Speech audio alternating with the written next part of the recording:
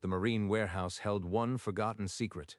A fish-shaped fruit left to dry on a stone pedestal.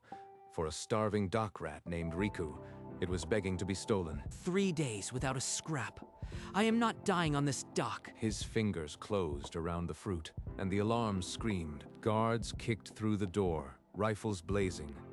Riku smashed a window and threw himself into the night. He didn't stop running until his lungs burned. Gasping in an alley, he finally bit into the fruit. The taste was salt and something ancient. Then his body convulsed. Not vomit. Seawater, cold and endless, flooding from his throat across the city. A marine officer slammed his fist. That thief stole a classified asset. Find him before he dies, or worse. For 3 days, Riku lay in the alley, seawater soaking the stones. The half-eaten fruit glowed faintly beside him. Can't. Move. They're coming. Boots echoed at the alley's mouth. The Marines had found him. The fever snapped on the 4th morning. Riku's eyes flew open, molten gold igniting the dark pupil and iris blazing as one. Storm drain water spiraled up his arms like liquid chainmail, defying the world's gravity with every pulse. Not sickness. I feel the tide, the deep, and a scream trapped under centuries of salt. He jerked his hand, and a sewer grate erupted. A column of seawater punching a hole through a nearby stall. He stumbled out, dazed. Rainwater bent toward his stride, tracing a wet comet tail through the alleys. The dock stretched ahead. A marine patrol boat chugged into view, white uniforms sharpening. "You, halt!" Riku's terror lashed before thought. The canal surged, a wave rising under the boat, flipping it like a toy. Gunfire, whistles. The officers screamed, "He's the fruit thief," and every Marine on the pier turned. He ran, vaulting over a canal on a pillar of water that answered his panic, landing hard on a market stall. In the square, his power sputtered. The golden glow dimmed, and rifles locked onto his chest from every side. Timbers shattered. A fishing sloop plowed through the market wall, knocking Marine rifles aside with its bowsprit. The one-eyed captain at the wheel laughed. "Grab the line, you fool. You want to end up in a marine cage?" Riku caught the rope and swung aboard. The sloop lurched into the canal, leaving Marines firing into the spray. As they cleared the harbor, a thick fog bloomed behind them, swallowing the searchlights. Riku collapsed against the mast, gasping. "You swallowed a devil fruit, didn't you? I saw that wave. The sea will hate you forever, but some of us learn to make it respect us." I didn't choose this. I was just hungry. "Doesn't matter now. The Marines will chase you to the edge of the world. Join my crew, and I'll teach you to fight back." Riku met the old pirate's gaze, the only offer that didn't end with a bullet. The sloop creaked as it turned into open sea. Fine. But I swear, if you try to sell me out, I'll drown us both. Hayato chuckled, setting a course for the cursed sea. A weak sun broke the clouds. Riku's new life had begun. In a marine cabin, Vice Captain Akari stared at the sketch. A boy with a red bandana and eyes that burned. The report called him a thief. She saw something else. A dock rat who commands the tide. That's no mistake. I need to see this power for myself. Days later, on the open sea, Hayato forced Riku to stand barefoot on the sloop's rail, arms outstretched. Pull the water, not push it. Sweat dripped. A nearby rowboat trembled, then rose shakily on a pillar of seawater.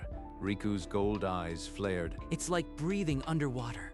Every wave has a heartbeat. Even the sea listens, but only if I am not afraid. That night, sleep pulled him under. Riku found himself drowning in a black ocean, a massive golden serpent coiled around the abyss. Bearer of the heart, the chains are still wet with my blood. Do you hear them? Riku jerked awake, gasping. The sloop rocked gently, but his heart pounded like a war drum. At that same hour, Akari tacked a new photo to her cabin wall, a grainy image of Riku's wave. Below it, a map marked every sighting. Fugitive or not, you are the key to something the Marines buried, and I won't stop until I find you. A coastal village erupted in screams. A sea king serpent, vast and ancient, rose from the shallows, its jaws parting toward the fishing boats. Turn back. These waters are not your hunting ground. I feel your hunger, but I also feel your will. Obey me. The serpent froze. Its colossal eye narrowed. Then the monster sank beneath the waves without a splash. Silence swallowed the bay. On a cliffside, a marine informant scribbled a frantic report and launched a messenger gull. By nightfall, the report was in Akari's hands. He speaks to sea kings. The higher-ups will panic. They'll authorize lethal force. I must reach him before the bombardment fleet does. Meanwhile, Hayato anchored near a jagged islet. "There's something you need to see," he said, leading Riku into a sea cave lit by phosphorescent moss. The cave walls held carvings, a magnificent serpent wrapped in chains, spears piercing its body. Below, figures in marine uniforms jeered. Riku pressed his palm to the stone. A pulse shot through him. Not his own heartbeat, but a deep, vengeful thrum that whispered, "Remember." They called it the Sea God. The Marines captured it 300 years ago and tortured it for secrets. When they were done, they carved out its heart. Before Riku could speak, a lookout's shout echoed from the sloop. On the horizon, 7 Marine warships cut through the fog, Akari's fleet at the vanguard. The sloop bolted toward a maze of coral spires, but from the lagoon's floor, massive nets fired upward, woven with sea prism alloy glinting with a power-nullifying sheen. One net snagged the mast. The sloop lurched. Hayato shouted a warning, but the harpoon was already flying, a steel-barbed bolt that ripped through his shoulder and nailed him to the deck. Don't lose yourself, boy. That's exactly what she's counting on. Riku saw the blood pooling. A scream ripping from his throat was not entirely his own. The sky blackened in a heartbeat. Lightning forked, unnatural and gold. They harm what carries my heart, then let the abyss swallow them. The sea obeyed. A whirlpool erupted directly under Akari's ship, a maelstrom of impossible depth, dragging the warship's bow toward the crushing dark. This isn't just a devil's fruit. Something else is moving inside him, and it's ancient. Through the howl, Hayato clawed forward. With his last strength, he swung his good arm and slapped Riku across the face, a crack that cut through the fury. Riku's eyes snapped to gold. The storm stuttered.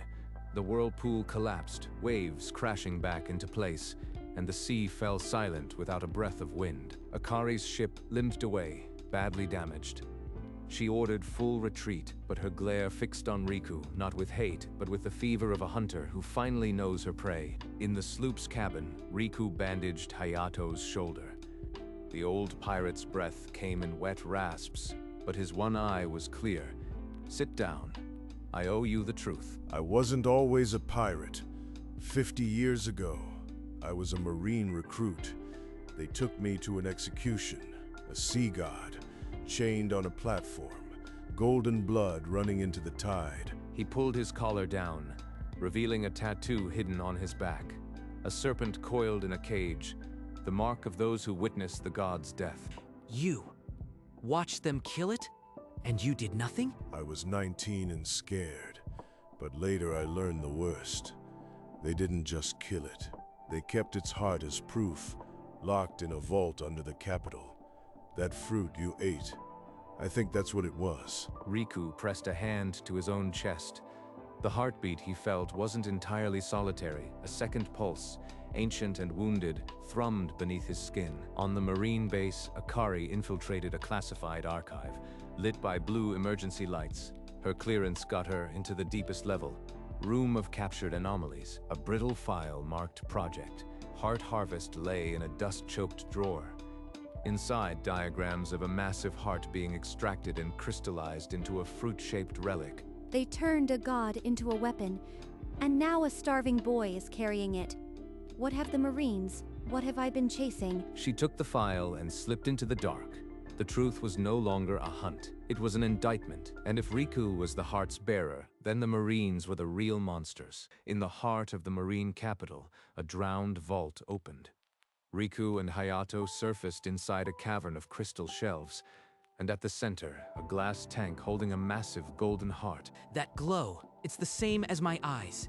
Hayato, I can hear it beating, like a second pulse inside my chest. Bearer of my flesh, touch the glass, and I will show you the day the sea wept its own soul out. Riku's hand met the tank. Glass exploded outward, floating in a slow-motion halo, and the crystallized heart dissolved into liquid light, racing into his veins like a river of fire. A vision tore through him. The sea god in its glory, coiling around a human fleet, shielding children from a typhoon with its own scales. It loved them. Then, chains, a trick of truce. Spears plunged into golden hide. The serpent's roar of betrayal split the sky as Marines ripped its still-beating heart from its chest. 300 years, I have screamed into silence, and now they will hear it. Through you. Riku's body snapped back to the vault. A raw scream flooded the chamber, and from the floor erupted tentacles of solid seawater, smashing walls, cracking stone. Hayato shouted his name, but the boy's eyes flickered between gold and crimson, two souls warring in one frame. Step away from him, pirate. I've read the full report now, and I know whose blood is really on the Marine's hands. Riku's head snapped toward Akari. Not his will. The sea god's fury lashed. A water tentacle whipped at the Marine, fast as a serpent. I know the truth. I can get you out before the vault seals. Listen to me, Riku. Please. The blow caught her shoulder, hurling her into a shelf. The files scattered. Riku's face showed nothing but the god's cold rage. No human cages my heart again. Every Marine here will drown. Their bones will pave my way from the abyss. Hayato, bleeding, hurled himself forward. He gripped Riku's shoulders and shouted into that flickering face. Break free, boy, now. For a single breath, Riku surfaced. The captain's grip was a lifeline. His sight cleared, saw Hayato's wound, fresh scarlet. Stop! I am begging you! I won't be your weapon. I can't. The tentacles quivered, retracted. Riku collapsed to his knees, still fighting the whisper that coiled in his mind, promising more. The heart is fused to your soul. The archives hint at a way to separate it without killing you. Help me try. In the vault's cold blue light, a Marine and a pirate forged an impossible truce over the wreckage of a god's vengeance. They surfaced in a maintenance tunnel. Akari's clearance got them past the checkpoint into a cold lab where forbidden research hummed behind glass walls. The analysis is conclusive. The heart is inseparable from your soul. If we try to remove it, you'll die. Science offers no answer, only impossibility. A hologram lit the room. The sea god's neural record, centuries of agony compressed into a single looping scream. Forgiveness. Your ancestors laughed while they peeled my scales. I will drown their bloodline until the sea itself turns to steam. Unbidden, a memory rose. Age 7, shivering in the rain. A Marine private crouched and pushed a dry loaf into his hands. The Marine had only smiled. No words, but the bread kept him alive that winter. For a heartbeat. The god's fury stuttered, a ripple of confusion through the shared soul. You are trapped in the knife's edge, but I remember a Marine who fed me. Let me carry that for you. Let me carry that for you. Let me try to forgive. Don't promise what you can't survive. Boy, forgiveness might burn you both to ash. The second heartbeat shuddered. The sea held its breath. They emerged into a capital under siege. Speakers blared, "The fugitive Riku is a global threat. Any who aid him share his fate." Before Akari could respond, the sea bit. A sudden tsunami surge swallowed a waterfront plaza, the god's fury lashing out without warning. A priority transmission cut through on Akari's receiver. Capture subject Riku immediately. Lethal force authorized. Akari crushed the receiver. Capture? They want me to deliver a boy to his execution. The archives prove the Marines are the real monsters. Kill them all. Every uniform that cheered my death, every civilian who watched. This world understands only drowning. Riku's arm lifted against his will. The water coiled toward a passenger ship, a dozen tendrils poised to strike. Riku screamed, not in rage, but refusal. The water froze mid-lash, then spread into a glassy wall of stillness, shielding the ship. The serpent voice stuttered, as if something cold had gripped its throat. In the shared soul, a bewildered silence, every speaker in the capital broadcast. Vice Captain Akari is stripped of rank and declared a traitor. Shoot on sight. Hayato helped Riku up. Akari shed her marine coat, standing with them. The three walked toward the harbor, hunted but unbroken. Through a ring of storms, the sloop found an island of moss and bone, the sea god's grave, untouched since its murder. This is where they left him. Touch the bones, and maybe you can speak directly to the voice that haunts you. Riku pressed his palm to the ancient skull. The world inverted, and he fell into a black ocean where the serpent coiled, fully formed. I offer you a pact. Let me take your body, and I will give you power to crush every marine. No more hunger. No more fear. In the god's gaze, he glimpsed a gentler age, cradling tides, singing storms, before the chains, before the blood. The offer was sweet. But in the serpent's eyes, he saw a wound that would never close, and he knew this was not freedom. You want a puppet, not a partner. I won't be your weapon. I'll find a way to heal us both. Then drown in my abyss. I will take what I need through your screaming flesh. Golden chains erupted from the dark, binding his spirit. On the island, his body arched, tattoo blazing up his neck. Hayato and Akari could only watch, helpless, as Riku's catatonic form flickered with inner lightning. The duel begun. Riku lunged against the golden chains, fists swinging. But his blows passed through the serpent. Like smoke, the god's laughter vibrated through his bones. Foolish child. Fury cannot harm me. I am forged by 3 centuries of pure rage. Your resistance only feeds my fire. Hayato's words. The god loved once, before the chains. That's the key. Not fighting, remembering. He stopped struggling. Instead, he opened his mind, reaching not for the rage, but for the memory beneath it, the god's own memory. A vision flooded him. The sea god cradling a tide pool, nudging stranded baby turtles back to the deep, its scales humming a wordless lullaby.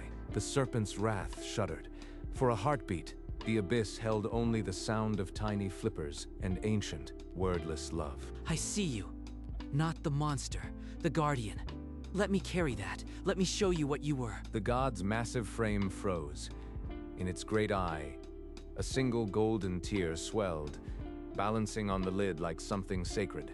One chain link cracked, spilling light into the dark. The bindings loosened, and the serpent's voice, when it came, was no longer a roar. Why do you not hate? Why do you show me this? Riku lifted his eyes, hand over the double heartbeat. I forgive them. Not for me, old one, for you. I forgive the men who stole everything from you. The void trembled. The sea god screamed, a sound that shattered its own spectral form. Every golden chain fractured into dust. Blinding radiance flooded the abyss. The dark ocean boiled with newborn light, and Riku stood at the center, unbound. Then you will become the sea. Your human life will end. I offer no other path. Are you truly willing, child of the docks? I was a starving thief with nothing. If I can return the sea its soul, that's a trade I'll make 100 times. On the island, reality split. A pillar of raw golden fire erupted from Riku's chest, piercing the sky, visible across every ocean. The cursed sea, black for 3 centuries, flickered. The poison green faded, and turquoise light bloomed beneath the waves for the first time. Hayato's one eye streamed without shame. Akari dropped to her knees, the project heart file fluttering into the tide. The spirit ocean folded. Riku's physical eyes opened, still gold, but now holding an ocean's depth, and his tattoo pulsed with a steady, living light. The islands felt it.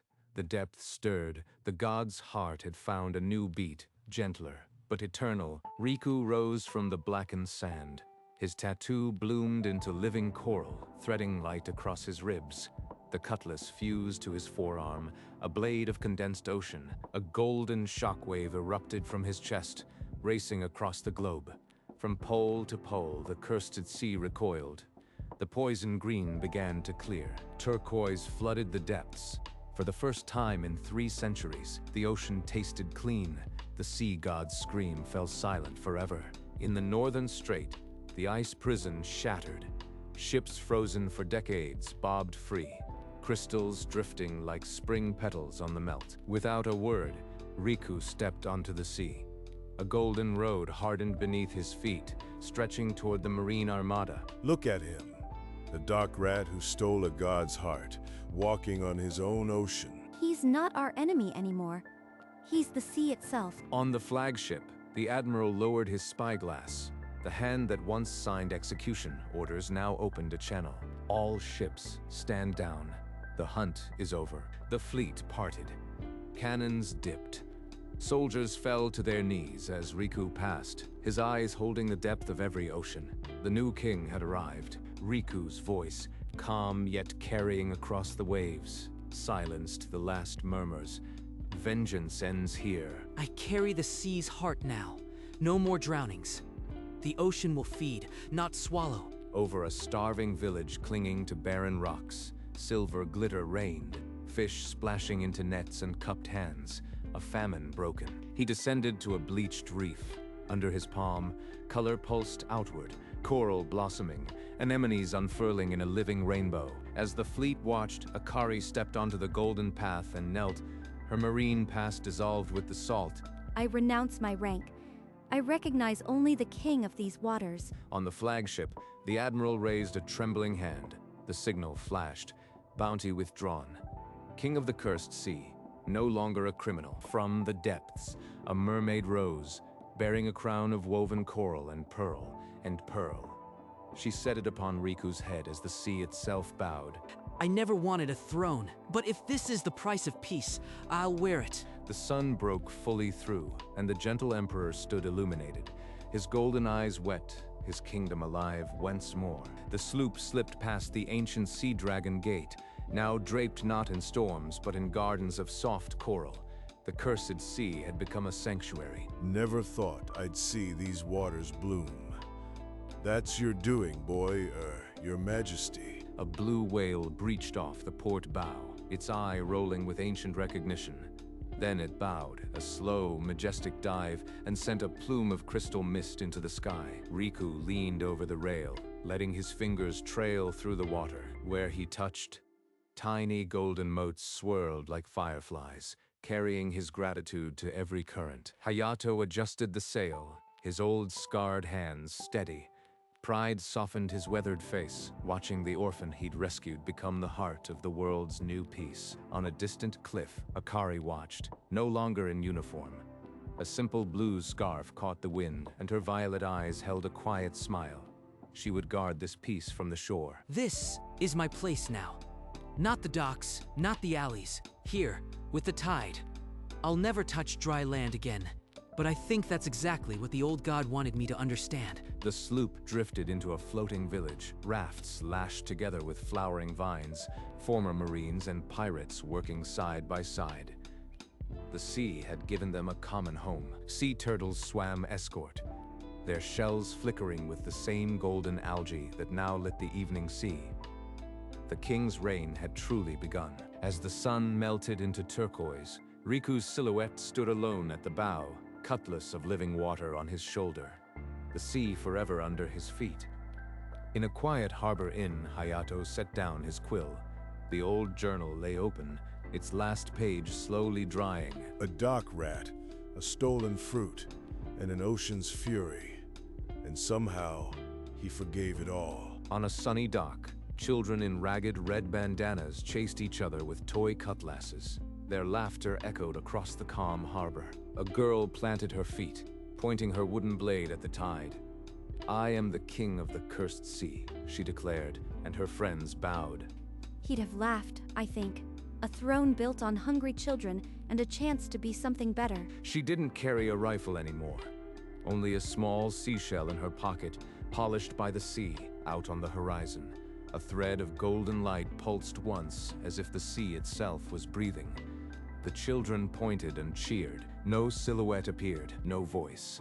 But the water at the dock's edge rippled in a perfect, gentle circle. Hayato closed his journal and traced the worn leather cover.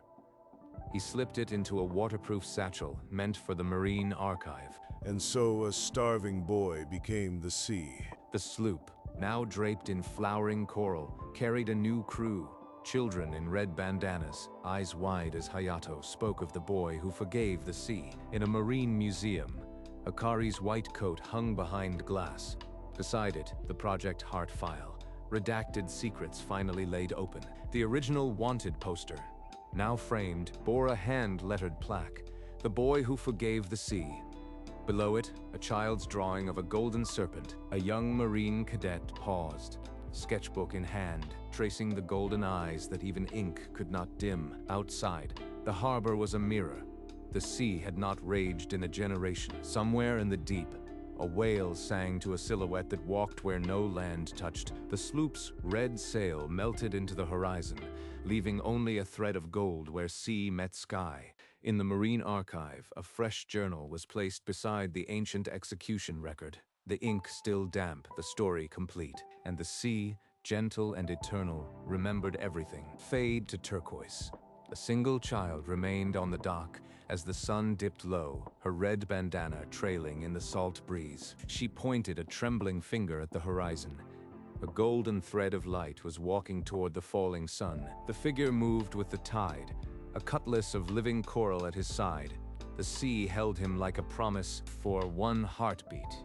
He seemed to glance back, not at the dock, but at the sky, the waves, the world he'd forgiven. Then, like salt dissolving, his form began to scatter, a shower of golden sparks that spiraled into the sunset. The golden path rippled once, then sank back into turquoise stillness.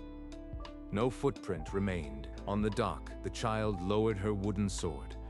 The word left her lips before she could catch it. The Pirate King. The horizon held nothing but light. Yet the sea, deeper than memory, carried the weight of a new legend. And there, where once the cursed sea raged, the water was calm forever. Dawn came as it always had, but the docks no longer feared the tide. Laughter replaced the old warning bells, and children slept without nightmares of drowning. In a corner of the docks, where a starving boy once curled on rags, a child's drawing of a golden serpent smiled from the wall. A crude sign read, "Thank you, Sea Prince." The wilted flowers had been replaced by living coral from the deep. A young Marine cadet knelt and placed a polished shell among the offerings. Even the sea's oldest enemies paid their quiet respect. The cursed sea had become the blessed sea, not by violence, but by a thief's impossible choice. No curse remained, only the gentle murmur of gratitude. Aboard the old sloop, Captain Hayato still told the tale. His voice raspy but proud. A new generation leaned forward, red bandanas bright, and when he reached the part about forgiveness, his one eye always betrayed him, a glint of salt not from the sea. The floating village grew, a testament to what enemies could build when they chose to listen instead of fight. And somewhere between sky and water, the sea's gentle heartbeat carried a promise. Never again would its depths drown hope, fade to black. And so the tale ends, but the sea remembers. Every wave carries a whisper of the boy who chose to forgive. The cursed sea is cursed no longer. Its king walks on light, forever a guardian, never to touch land again. The sloop sails on, its red sail a beacon of hope. Generations will hear of the dock rat who became the sea itself. In a forgotten alley, a single red bandana lies beside a drawing of a golden serpent, both waiting for a child who will never return. Yet the sea holds him now, and wherever the water meets the shore, his golden light lingers, a promise kept. The gentle emperor, they call him. A boy who forgave the unforgivable, and in doing so, healed an ocean's ancient wound. This is the story of a starving dock rat, a stolen fruit, and the choice that changed the world. Manga dub vertical bar. When a beggar boy eats a sea devil fruit, he becomes the new king of the cursed sea. The end.